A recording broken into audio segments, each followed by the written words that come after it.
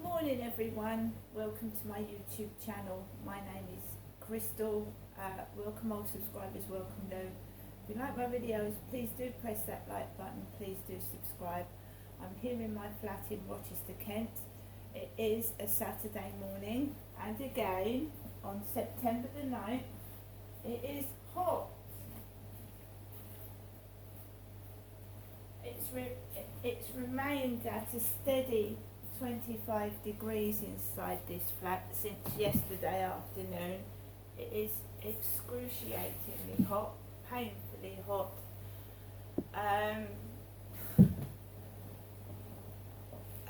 It's just a heat, an intense heat, and now I would like a bit of cool air and some rain.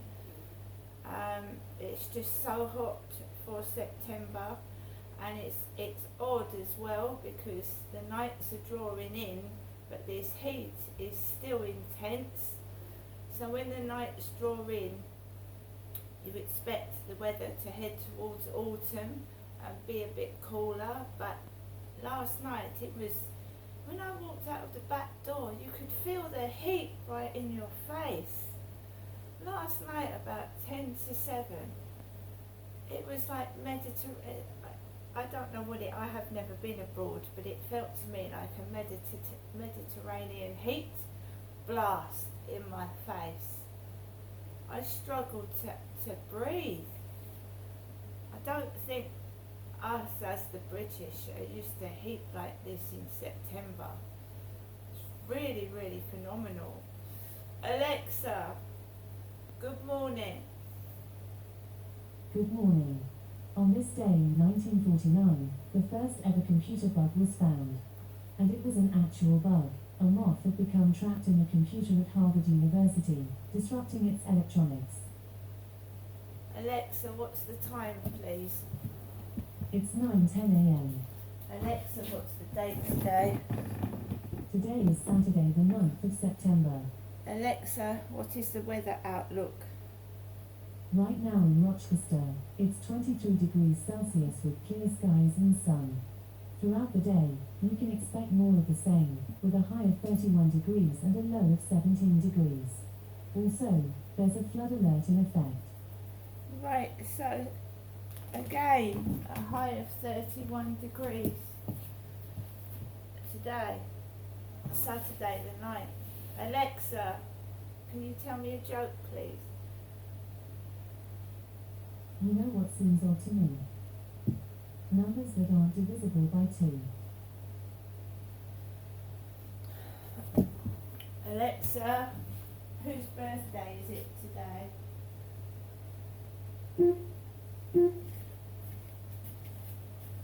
Alexa, Today's famous whose birthday is it today?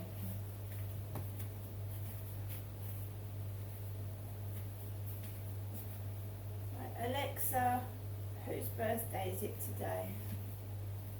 Today's famous birthdays include American actor, comedian, screenwriter, and producer Adam Sandler, American actress Michelle Williams, English actor and film producer Hugh Grant, Croatian Association football player Luka Modric, and Indian film actor and producer Akshay Kumar.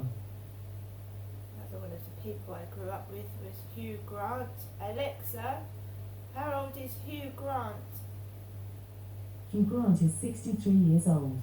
By that I mean I watched his films and grew up with him, watching him on TV. So he's 63. 2 years off being an old age pensioner. It's awful, isn't it, how you watch not only your family members but people that you grew up with on the TV set grow older and then pass on. That's all that's happening lately, isn't it? So yesterday afternoon I laid off YouTube because the heat was intense. I just wanted to get cool in and out of the water. I needed to look after my cat. Nikki, by the way, is doing fine. She is now scranning everything, and I mean everything. She's got her appetite back.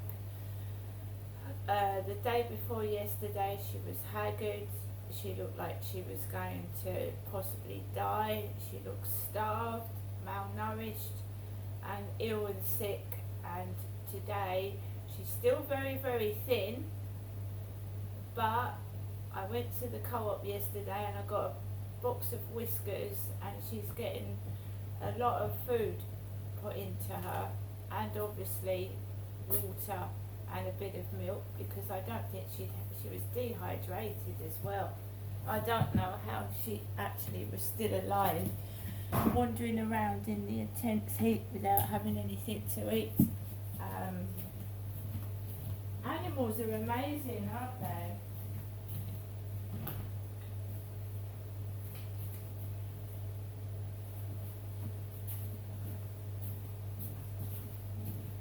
So, here's Nikki. Here she is. She's still extremely thin. She's very, very thin and bony. I don't want Max to jump on her because she is still very weak and bony. But with intense, like making sure she's fed double the amount, she's very, very skinny. We'll get her back on her feet. She's put weight on since yesterday.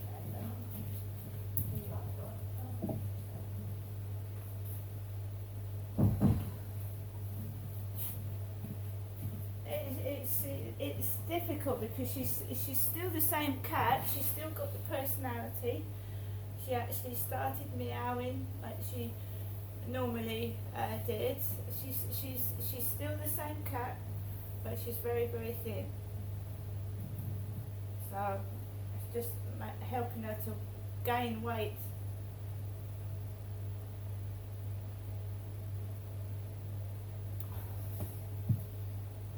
I don't know how she survived, not without food and very little water.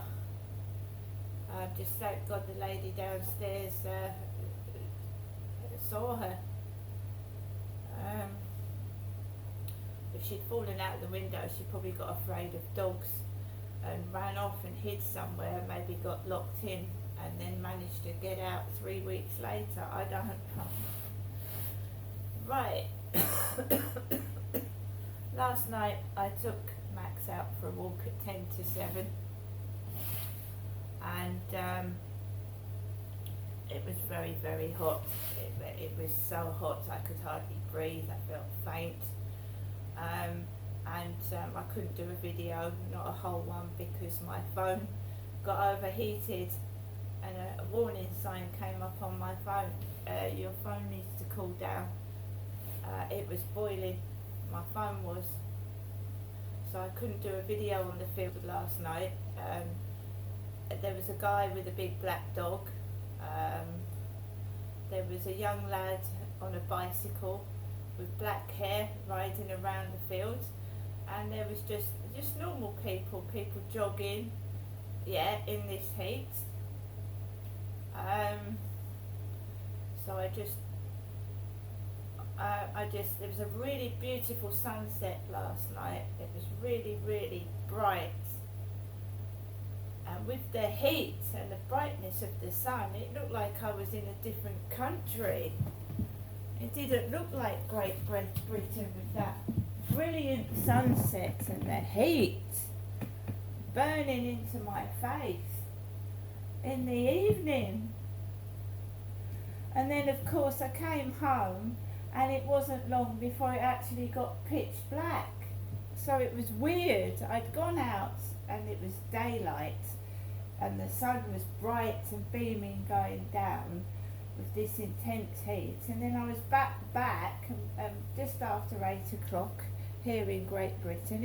It was pitch black, and this is where I've got, and other people have got to watch their depression when the darkness starts coming down early and you're stuck indoors by yourself. So depression tends to rear its ugly head again going towards the winter months, because you're stuck indoors, like the daylight hours are shorter, the darkness is longer, and you can feel even more isolated. So I came indoors with Max, and I just relaxed, watched YouTube videos,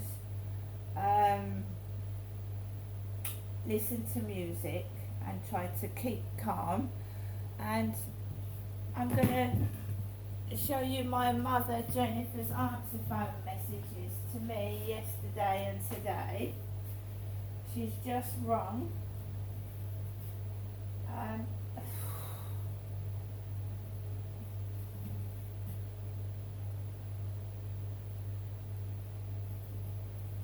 Welcome to your EE voicemail. You have 4 new messages and 2 saved messages. First, new message. Received yesterday at 10:07. Message deleted. Next, new message. Received yesterday at 5:42 p.m. Hello, Jeanette, for giving you the usual late afternoon telephone call.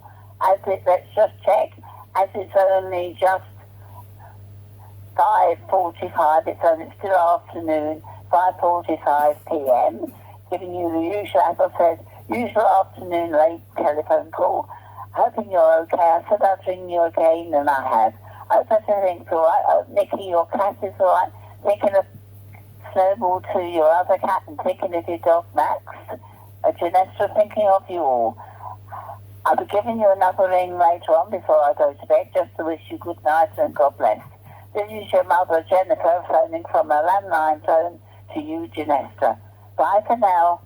Your message will be saved for 7 days. Next, new message. Received yesterday at 7:52 p.m.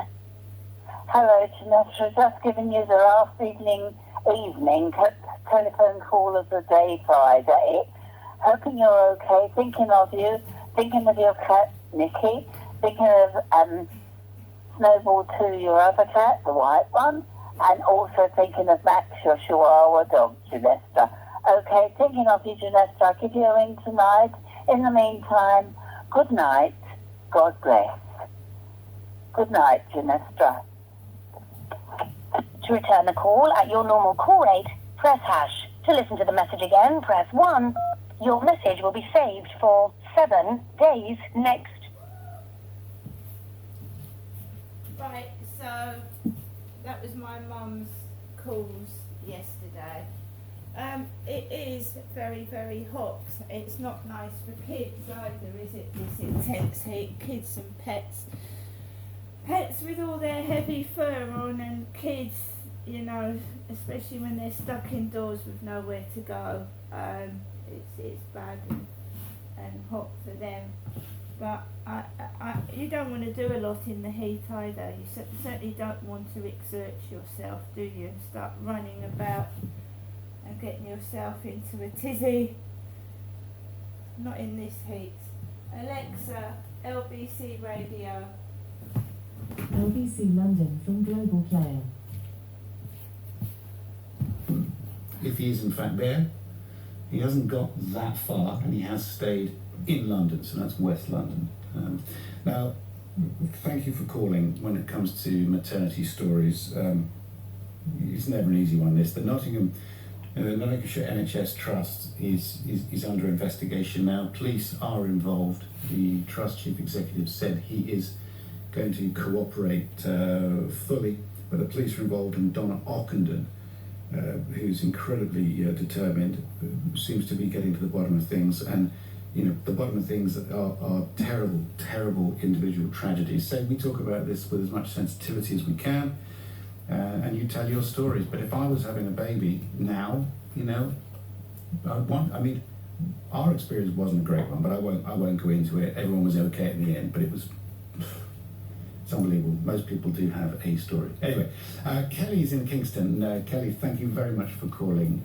What did you call to say? Yes, good morning. My experience is I've got an extremely bad back, so I have to be induced at 37 weeks.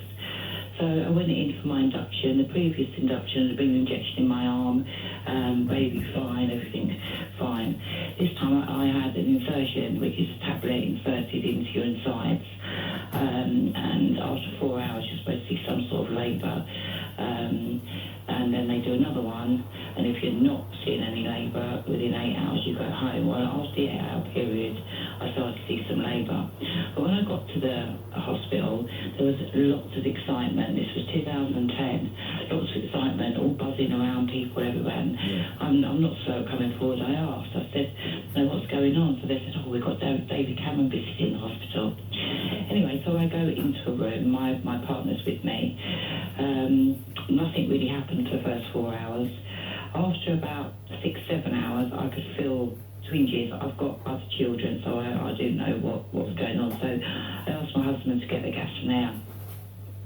He went and spoke to someone. She wheeled it in. She laughed at me, and she said, "Oh, I understand you think you're in labour," and just left it there.